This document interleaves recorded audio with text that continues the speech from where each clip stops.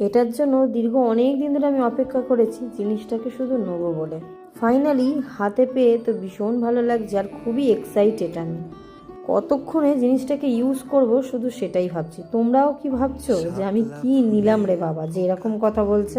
আমি নিয়েছিলাম কোরিয়ানের একটা ফেস সিরাম, যেটা আমার অনেক দিন ধরে নেবো ভাবছিলাম কিন্তু নেওয়া হয়ে উঠছিল না।